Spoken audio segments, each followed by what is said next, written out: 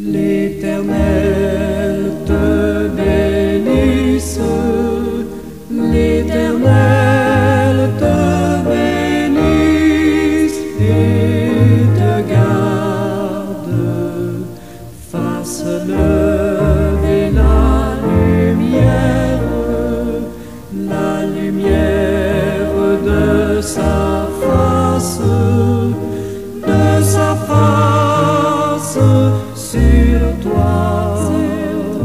sur toi, use de grâce envers toi et te donne la paix, et te donne la paix.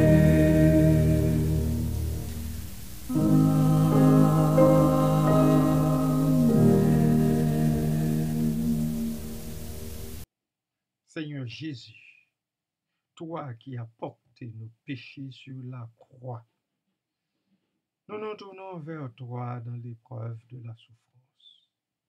En contemplant ton sacrifice d'amour, nous découvrons que la croix n'est pas seulement un signe de douleur, mais aussi une lumière qui donne sens à notre propre chemin de souffrance.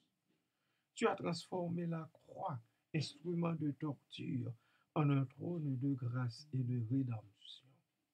Apprends-nous à unir nos peines aux tiennes, pour qu'elles deviennent offrandes vivantes, source de guérison pour nous-mêmes et pour le monde. Seigneur, lorsqu'accablés par nos épreuves, nous sommes tentés de désespérer, rappelle-nous que tu es là, portant avec nous chaque fardeau, chaque larme, chaque cri de douleur. Que ta croix soit notre refuge, notre force et notre espérance.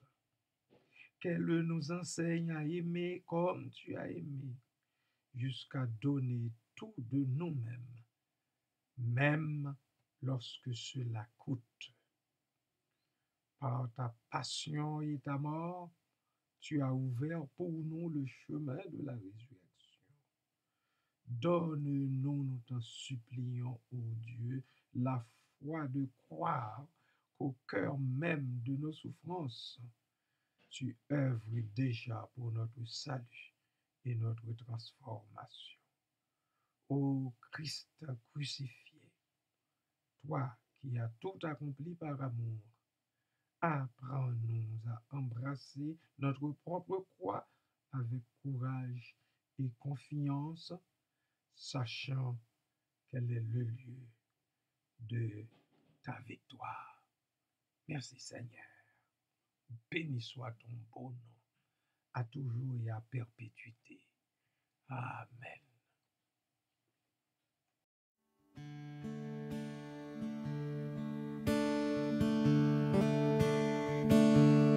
Quel sauveur merveilleux je possède, il s'est sacrifié pour moi,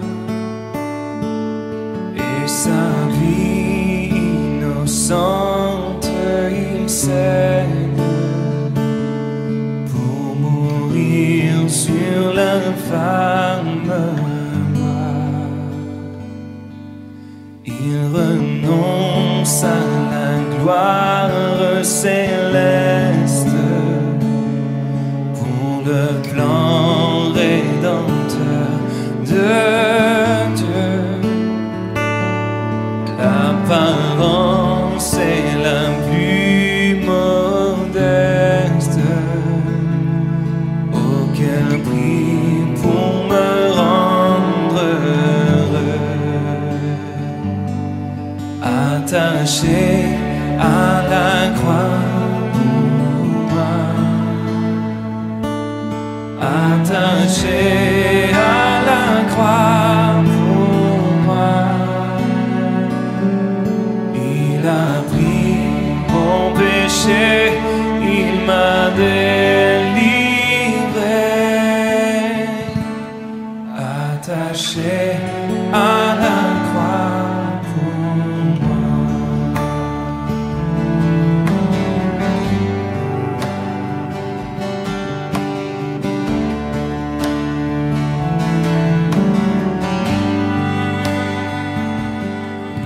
prêté innocent pour ma vie, pour mes iniquités brisées et chargé de mes maladies.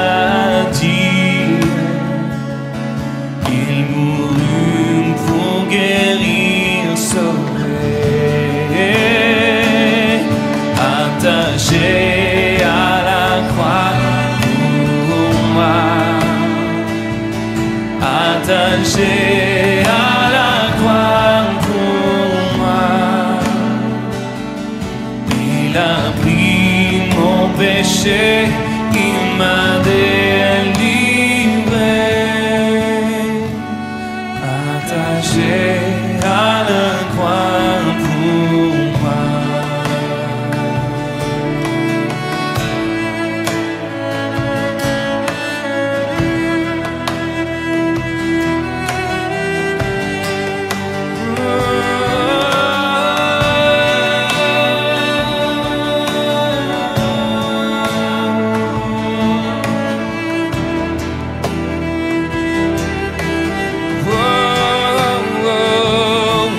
Attaché à la croix pour moi,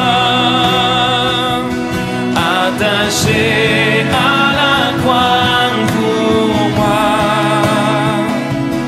Il a pris mon péché, il m'a délivré, attaché à la croix pour moi. Il a pris mon péché, il m'a délivré, attaché à la croix pour moi.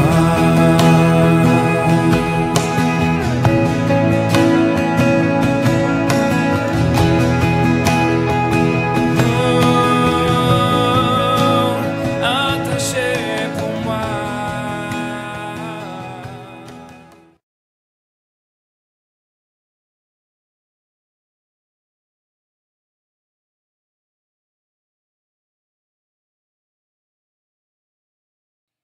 Bien-aimés de Dieu et amis de partout, bon matin, bonjour, que la paix du Seigneur en Jésus-Christ soit avec vous toutes et tous.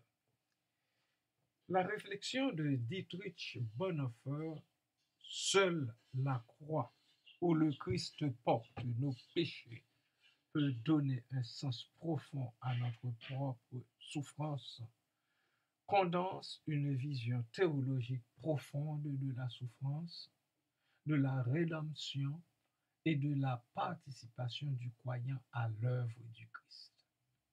Pour en saisir toute la portée, essayons d'analyser plusieurs de ces dimensions, plusieurs dimensions que comporte cette phrase.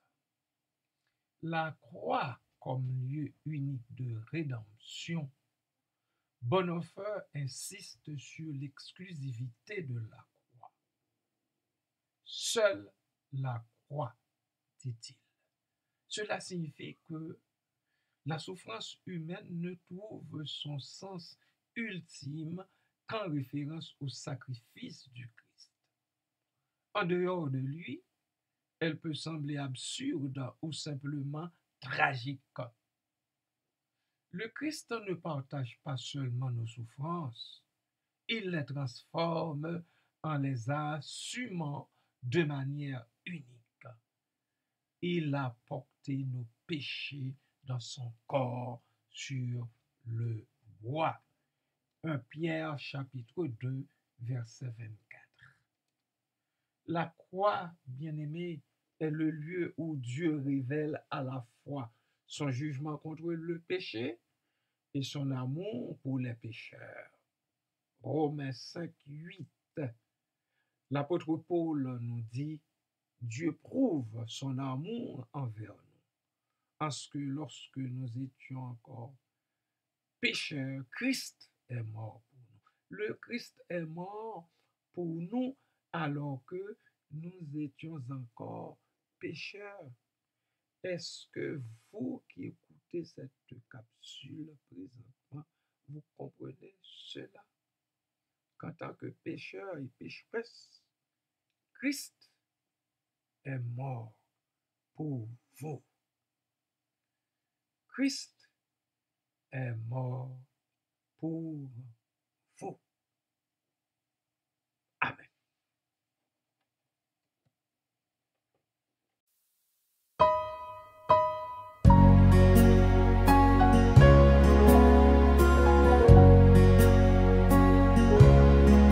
Sur le mont du Calvaire, il était une croix où Jésus souffrit tant de douleur.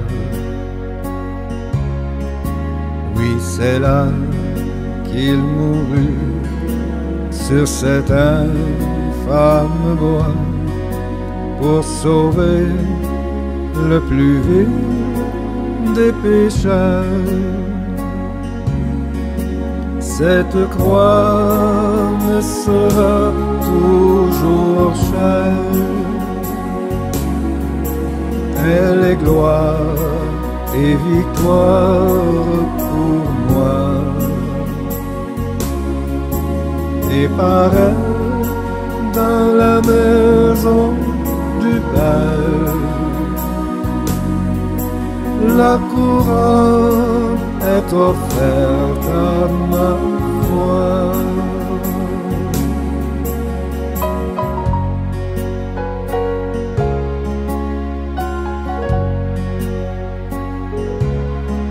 Cette croix où Jésus du monde est rejeté a pour moi le plus grand des attraits.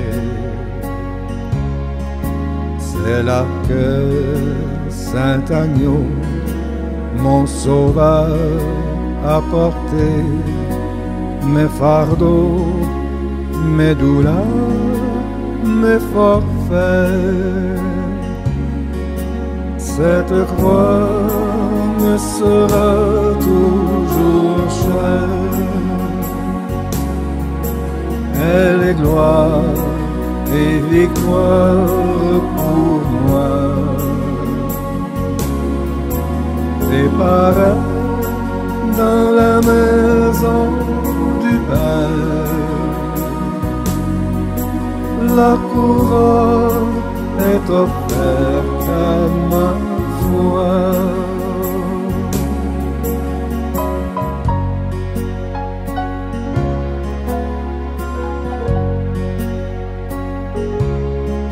Sur la croix où Jésus a versé tout son sang, je contemple ébloui sa beauté. Sur la mort et l'enfer, son combat triomphant fait de moi son heureux racheté.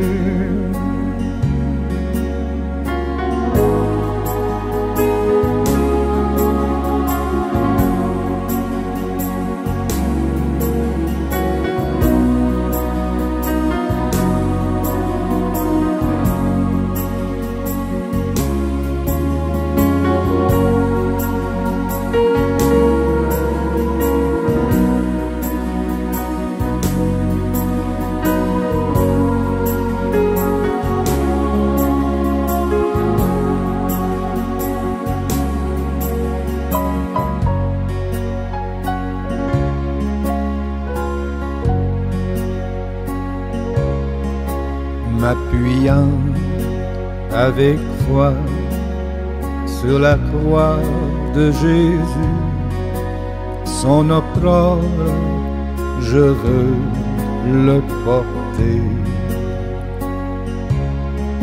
jusqu'au jour bienheureux où parmi les élus dans le ciel je pourrai l'exalter. Cette croix me sera toujours chère. Elle est gloire et victoire pour moi. Et pareil dans la maison du Père, la couronne est offerte à ma foi.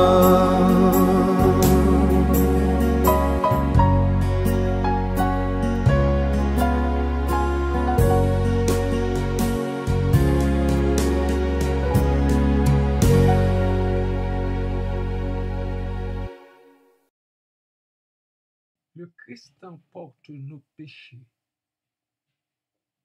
la substitution et la solidarité. Bonhoeffer, influencé par Luther, souligne l'échange miraculeux de la croix. Substitution pénale, le Christ endure à notre place le châtiment que méritaient nos péchés. Ésaïe 53, verset 5 en parle largement. Solidarité divine, c'est Dieu qui, en Christ, ne reste pas extérieur à la souffrance humaine, mais il s'y plonge pour racheter les humains. 2 Corinthiens chapitre 5, verset 21, l'apôtre dit, celui qui n'a pas connu le péché, il l'a fait péché pour nous. Il s'agit de la libération du fardeau. Si le Christ a porté nos péchés, nous n'avons plus à les porter seuls. Jean chapitre 1, verset 29, eh bien, souligne, voici l'agneau de Dieu qui ôte le péché du monde. Donner un sens profond à notre propre souffrance. La souffrance, il s'agit ici de la souffrance rédimée, c'est-à-dire la souffrance qui amène à la rédemption et aussi à la transformation. J'y reviendrai une autre fois pour une meilleure compréhension. Pour Bonhoeffer, la croix ne supprime pas la souffrance humaine, mais elle en change radicalement la signification. Ici, nous y voyons 3 choses. Premièrement, plus de malédiction, mais participation au salut. Avant la croix, la souffrance est liée à la chute. Genèse chapitre 3, versets 16 à 19. Après la croix, elle peut devenir un moyen de communication avec le Christ. Philippiens 3, 10, où l'apôtre dit, afin de connaître le Christ dans la communion et de ses souffrances. Deuxièmement, plus de solitude, mais union au Christ. Jésus a crié, mon Dieu, pourquoi m'as-tu abandonné? Matthieu 27, 46, pour que nous ne soyons jamais abandonnés dans nos propres souffrances. Bonhoeffer, emprisonné par les nazis, écrit dans Résistance et soumission, ce n'est que le Christ souffrant qui peut nous aider. Ce n'est que le Christ souffrant qui peut nous aider. Troisièmement, plus de désespoir, mais fécondité cachée. La souffrance unie à la croix n'est plus stérile, elle participe à la rédemption du monde. Colossiens 3, 24. Bonhoeffer parle de la grâce coûteuse. La souffrance assumée dans la foi produit la maturité spirituelle. Voilà, bien-aimés, je m'arrête ici, le temps pour moi de souffler avant de continuer avec vous. Que Dieu daigne vous visiter, vous bénir richement déjà.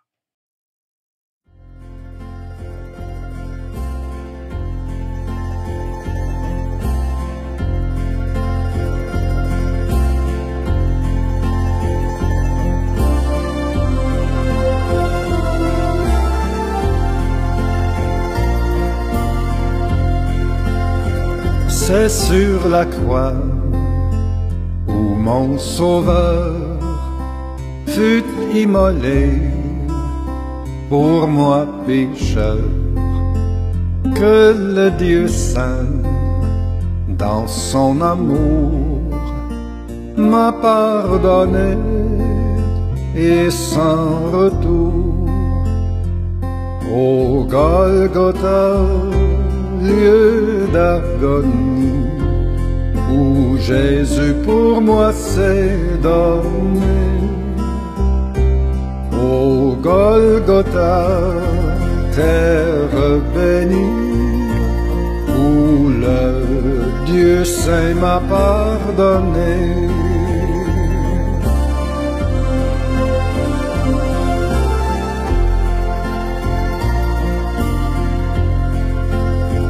Le ciel s'émeut, la nuit descend, le Fils de Dieu agonisant s'écrie enfin du boisonnier: mon Dieu, vois c'est fini. Au Golgotha, lieu d'agonie, où Jésus pour moi s'est donné.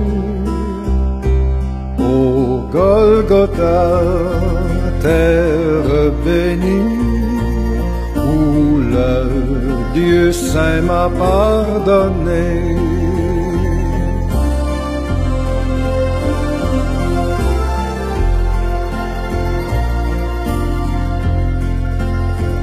Alléluia, je suis sauvé, de tout mon cœur régénéré, s'élève un chant d'amour, de foi, vers mon Sauveur, cloué pour moi. Au Golgotha, lieu d'agonie, où Jésus pour moi s'est donné. Au Golgotha, terre bénie, où le Dieu saint m'a pardonné.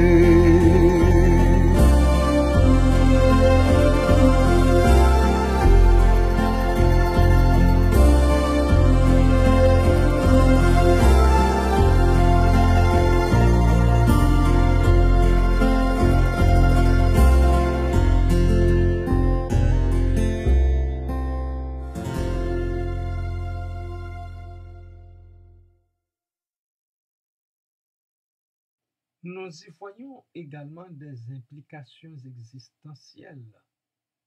Comment vivre cette vérité? Premièrement, il faut accepter la souffrance sans masochisme. Pas de glorification de la douleur pour elle-même, contre le dolorisme.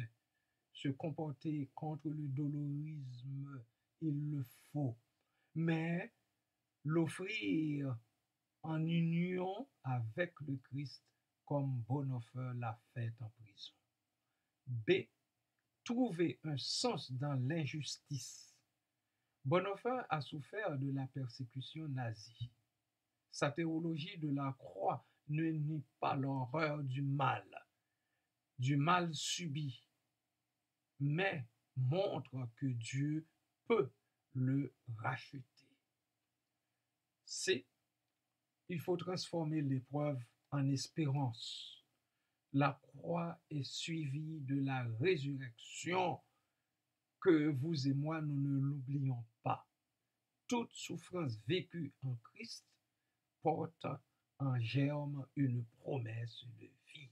Alléluia. Une comparaison avec d'autres théologiens? Oui. Luther, par exemple, dans sa théologie de la croix, eh bien, pour lui, c'est Dieu qui se révèle dans la faiblesse. Pour le théologien Balthazar, la souffrance comme espace d'amour dans la descente aux enfers. Pour le théologien Moltmann, le Dieu crucifié, la croix comme révélation de la compassion divine. Voilà, bien-aimés, comment ces théologiens-là qui ont fait l'histoire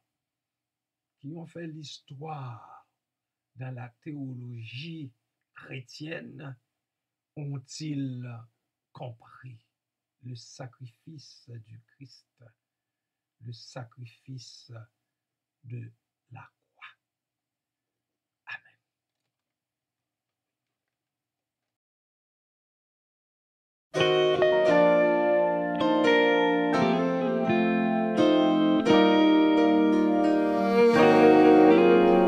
On a hill far away stood an old rugged cross, the emblem of suffering and shame. How I love that old cross, where the dearest and best for a world of lost sinners was slain. So I'll cherish the old rugged cross till my trophies at last I lay down. I will cling to the old rugged cross and exchange it someday for a crown.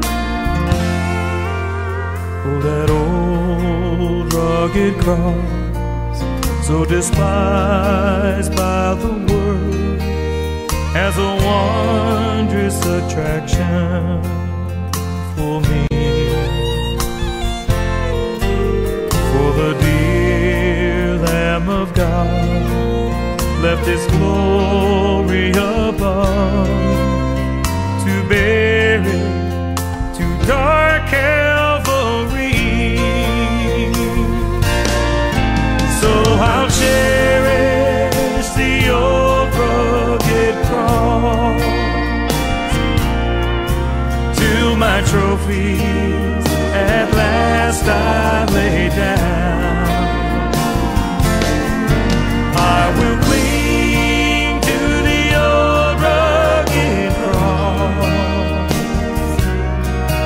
and exchange it someday for a crown.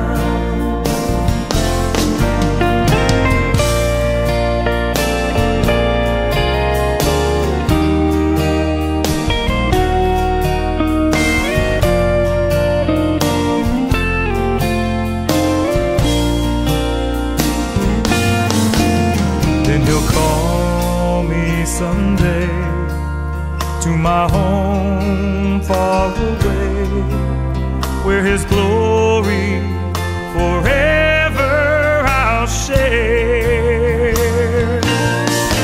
So I'll cherish the old rugged cross till my trophies at last I lay down.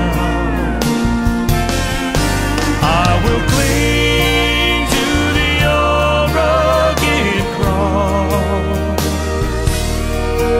and exchange it someday for a crown. I will cling to the old rugged cross and exchange it someday for a crown.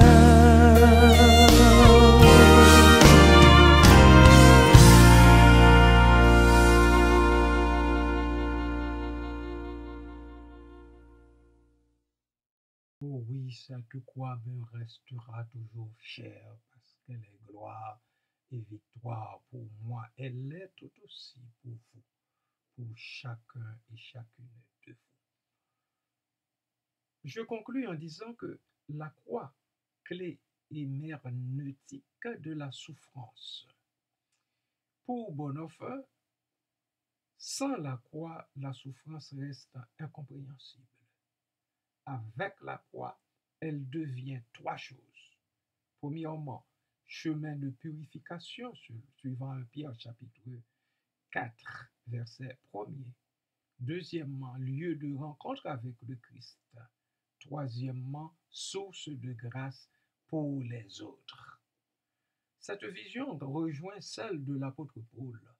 Je complète en ma chair ce qui manque aux épreuves du Christ. Colossiens chapitre 1er, verset 24, une autre fois, c'est un texte que nous devons garder en mémoire. Non parce que la croix serait insuffisante, mais parce que l'Église est appelée à en vivre les fruits. De Bonhoeffer, nous avons Résistance et soumission, des lettres qu'il a écrites étant en prison, le prix de la grâce aussi. Sur la théologie de la croix, Martin Luther aussi a parlé de la disputation, tandis que Moltmann, lui, parle du Dieu crucifié.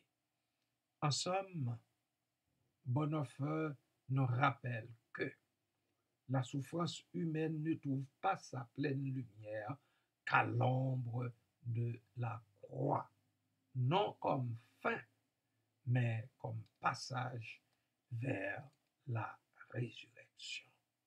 Bien-aimés de Dieu, vous et moi, nous souffrons de toutes les façons, d'une façon ou d'une autre, je veux dire.